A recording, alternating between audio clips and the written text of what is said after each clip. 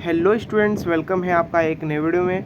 तो आज आप सभी का विषय नागरिक शास्त्र हम आपका पेपर लेकर के आए हैं। यह मॉडल पेपर आपको सीधा का सीधा अर्धवार्षिक की परीक्षा में देखने को मिलेगा। ठीक है, कक्षा 12 का यह मॉडल पेपर है।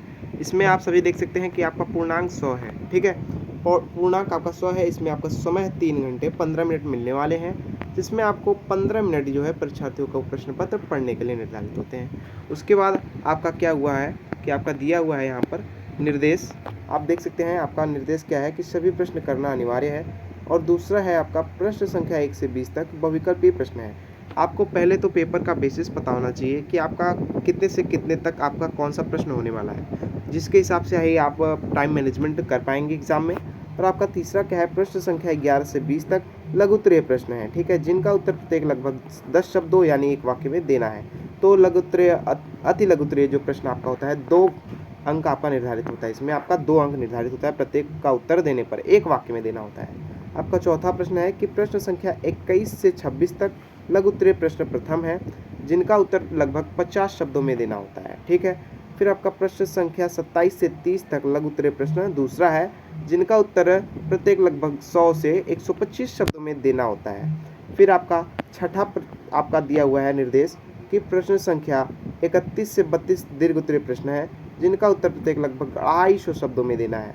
फिर आपका सातवां निर्देश क्या है कि सभी प्रश्नों के निर्धारित अंक उनके सम्मुख दिए हैं, यानी सामने दिए गए हैं। ठीक है, फिर आपका क्या दिया हुआ है कि खंड का आप देख सकते हैं क्या दिया हुआ है कि बहुविकल्पीय प्रश्न आपका दिया हुआ है। ठीक है, इसमें क्या है आपका देख सकते हैं कि इसमें आपका दिया हुआ है पहला प्रश्न। सीधा आइए आप प्रश्न पर आइए। आपका देखिए एक अंक निर्धारित है इसमें। आपका पहला प्रश्न क्या है, 1968 में भारत ने निम्नलिखित में से किस संधि को मानने से इनकार कर दिया था। तो इसमें से आप बताएंगे कि एनपीटी स्टार्ट, या तीसरा सीटीबीटी, या चौथा आपका नाटो। तो इसमें से आपका राइट ऑप्शन जो होगा, राइट ऑप्शन हो जाएगा एनपीटी। ठीक है, नॉन न्यूक्लियर प्रोलिफरेशन ट्रीटी। ठीक है, फिर आपका दूसरा प्रश्न क्या है कि वैश्वीकरण किस प्रकार की अवधारणा है। तो इसमें आपका क वाला आर्थिक, ख वाला राजनीतिक, ग वाला सांस्कृतिक और घ वाला बहुआयामी। तो इसमें से आपका आर्थिक, राजनीतिक और सांस्कृतिक ये तीनों हैं। तो इसमें से आपका राइट ऑप्शन हो जाएगा बहुआयामी। ठीक है, बहुआयामी चौथा राइट ऑप्शन। फिर आपका तीसरा प्रश्न है। तीसरा प्रश्न क्या है आपका, निम्नलिखित में से कि कौन सा कथन वायुमंडल के संदर्भ में सही है। तो आपका क्या है, पहला कथन क्या है कि वायुमंडल में ओजोन परत की ओजोन गैस की मात्रा बढ़ रही है। दूसरा है वायुमंडल में ओजोन गैस की मात्रा घट रही है। तीसरा है वायुमंडल में नाइट्रोजन गैस की मात्रा लगभग 58% है। और चौथा है उपरोक्त में से कोई नहीं। तो आपका इसमें से राइट ऑप्शन हो जाएगा क वाला, वायुमंडल में ओजोन गैस की मात्रा बढ़ रही है। ओके, फिर आपका चौथा प्रश्न है कि शॉक थेरेपी का क्या अर्थ होता है। शॉक थेरेपी का क्या अर्थ है। ठीक है, आपका पहला क्या है, आघात पहुंचाकर उपचार करना। दूसरा क्या है, उपचार करके आघात पहुंचाना। तीसरा है निजीकरण को बढ़ावा देना। चौथा है निजीकरण का विरोध करना। तो इसमें से आपका राइट ऑप्शन हो जाएगा क वाला, आघात पहुंचाकर उपचार करना। शॉक थेरेपी का यही अर्थ है। फिर आपका चौथा प्रश्न है पांचवा कि WSF का पूरा नाम क्या है। तो क वाला दिया हुआ है वर्ल्ड सोशल फोरम, ख वाला है वर्ल्ड सिक्योरिटी फोरम, ग वाला है कि वर्ल्ड साइंटिस्ट फोरम, चौथा है उपरोक्त में से कोई नहीं। तो इसमें से आपका राइट ऑप्शन हो जाएगा क वाला, वर्ल्ड सोशल फोरम। ठीक है, फिर आपका छठा प्रश्न है स्टूडेंट्स कि राज्य पुनर्गठन अधिनियम कब पास हुआ। तो इसमें से आपका राइट ऑप्शन हो जाएगा, देखिए पहला आपका क्या ऑप्शन दिया हुआ है 1956, दूसरा है 1955, तीसरा है 1957, चौथा है 1958। तो इसमें से आपका जो राइट ऑप्शन हो जाएगा वह हो जाएगा 1956। यह राज्य पुनर्गठन अधिनियम तभी पास हुआ था। ठीक है, अधिनियम बना। फिर आपका सतवां है कि केंद्रीय सांख्यिकीय संस्थान की स्थापना किसने की।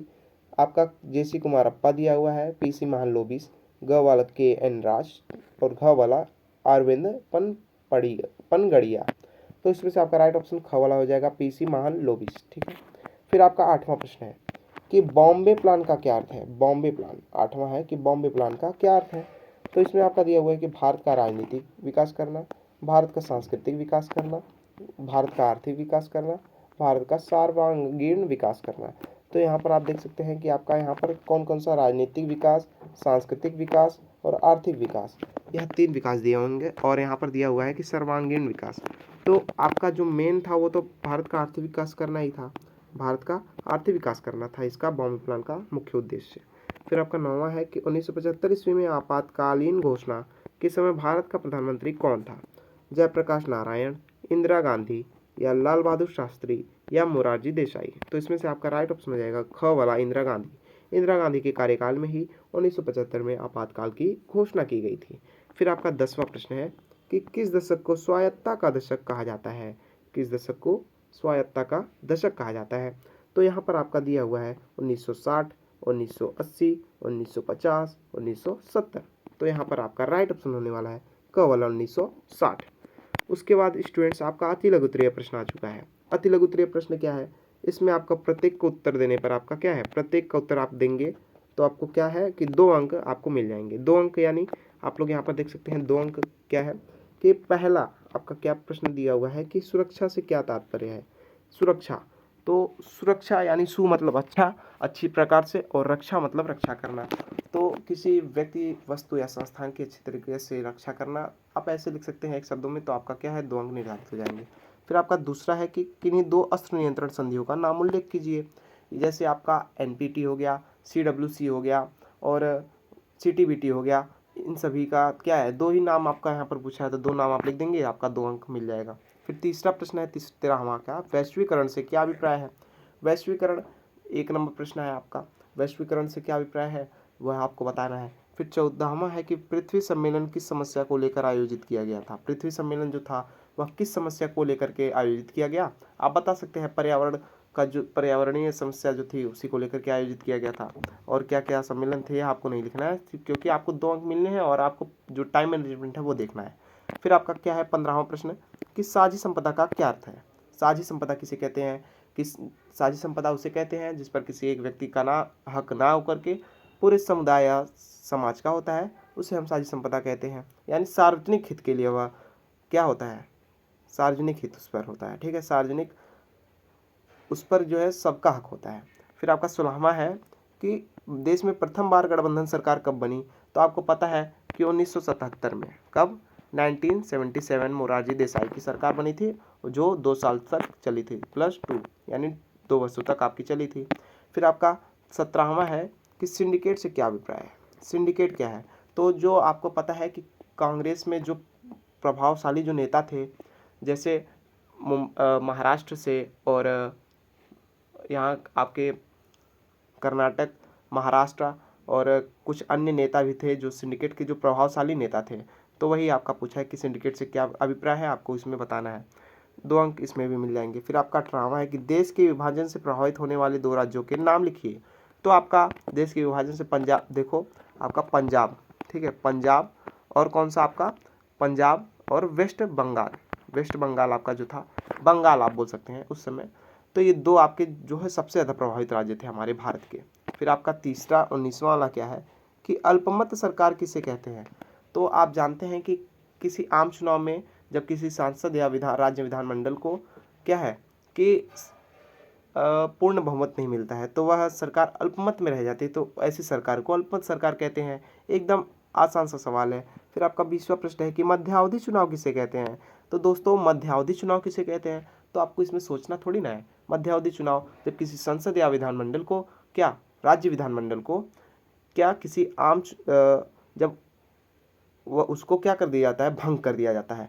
उसका जो कार्यकाल पूरा होने यानी 5 वर्ष से या 6 वर्ष जो आपका होता है कार्यकाल, जब पूरा होने से पहले ही उस सरकार को भंग कर दिया जाता है, लोकसभा को भंग कर दिया जाता है, तो मध्यावधि चुनाव होता है। ठीक है। फिर आपका आ चुका है लघु उत्तरीय प्रश्न प्रथम। लघु उत्तरीय प्रश्न प्रथम में आपका पहला प्रश्न है, इसमें आपको देखिए 5 अंक मिलेंगे। क्या है? प्रत्येक का उत्तर देने पर 5 अंक। तो आपका पहला प्रश्न 21वां वाला क्या है कि संयुक्त राष्ट्र संघ का निर्माण कब किया गया?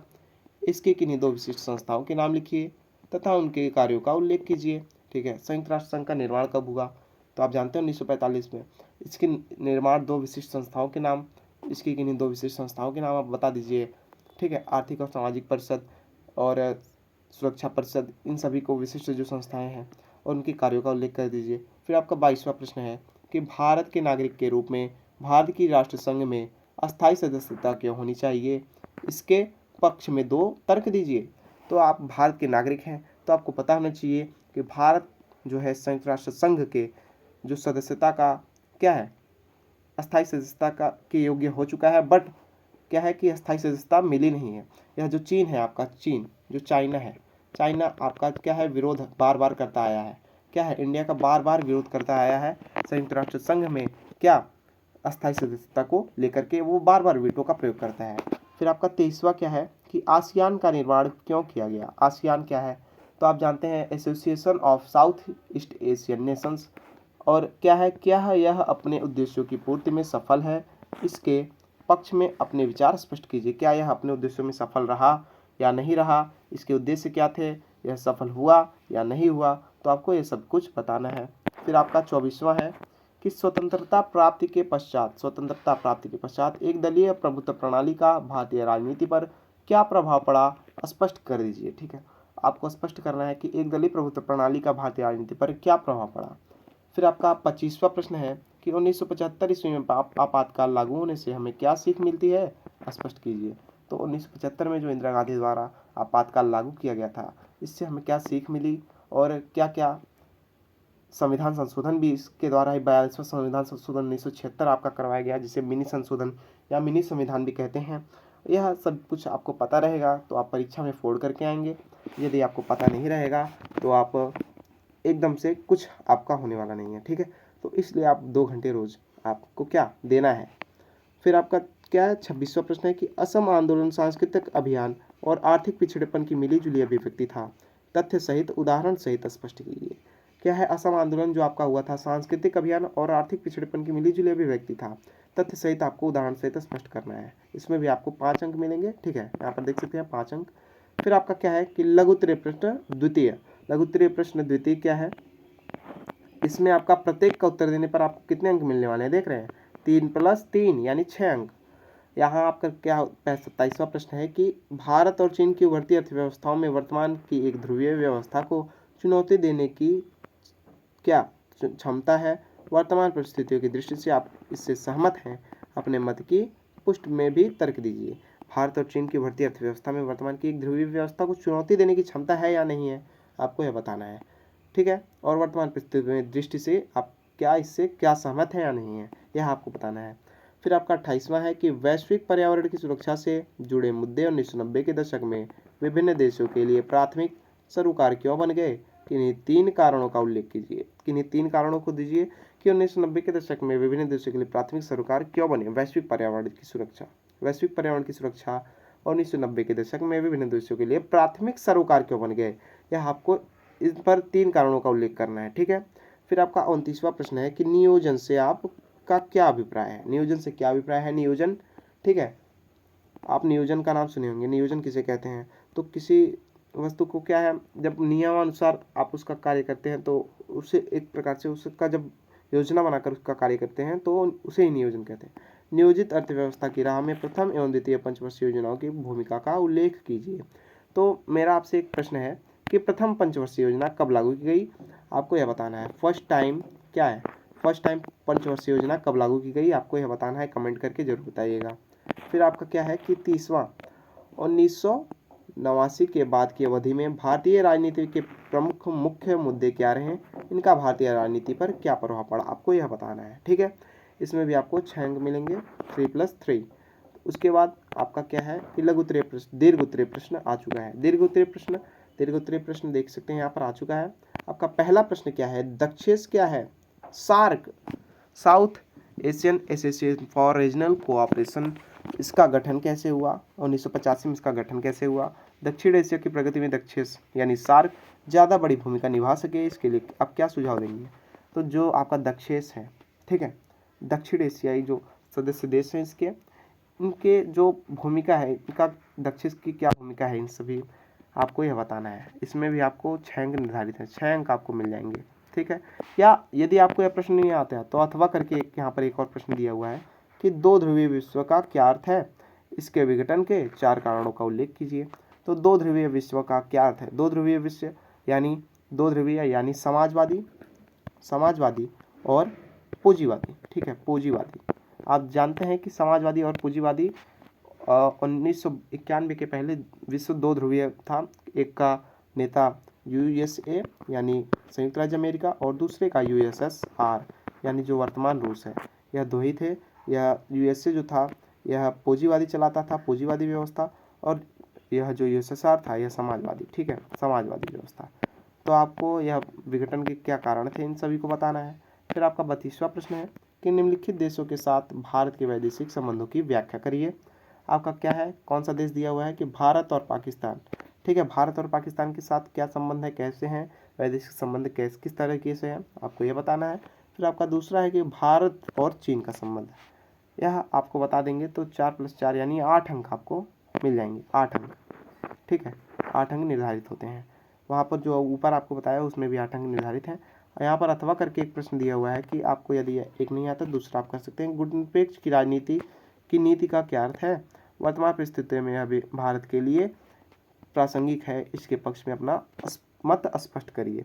गुटनिरपेक्षता की नीति क्या है, गुटनिरपेक्षता यानी आप सही शब्दों में आपको बता दूं, गुटनिरपेक्षता क्या होती है कि किसी भी गुट में शामिल ना होकर के स्वयं तटस्थ होना, गुटनिरपेक्षता उसे ही कहते हैं। यानी समाजवादी या पूंजीवादी क्या है, देशों के साथ ना मिलकर एक तटस्थ रह करके कार्य करना, अपना तटस्थ होकर के क्या है अपने देश का विकास करना। तो गुटनिरपेक्षता की नीति यही होता है। वर्तमान परिस्थितियों में यह भी भारत के लिए क्या है, प्रासंगिक है, इसके पक्ष में अपना मत स्पष्ट करिए। इसमें भी आपको 8 अंक निर्धारित है। जी स्टूडेंट्स, यह आपका हो चुका है और यह आपका अर्धवार्षिक परीक्षा में इसी मॉडल पर आपको यह पेपर देखने को मिलेगा, इसलिए आप इस पेपर को ज़रूर हल करिएगा और आप बताइएगा, आपका जो भी डाउट होगा हम क्लियर करेंगे। कमेंट जरूर करिएगा, ठीक है। और वीडियो कैसी लगी है, वीडियो को लाइक करिएगा और वीडियो अगर चैनल पर नए हैं तो चैनल को सब्सक्राइब भी करिएगा। और यदि आपका कोई डाउट हो तो आप कमेंट जरूर कर सकते हैं, हम आपका जो आंसर जरूर देने का प्रयास करेंगे। और इसी तरीके से अगर हमारी वीडियो समाप्त होती है तो मिलते हैं एक नई वीडियो के साथ। तब तक के लिए good bye, bye bye, okay, ठीक है। जय हिंद, जय भारत।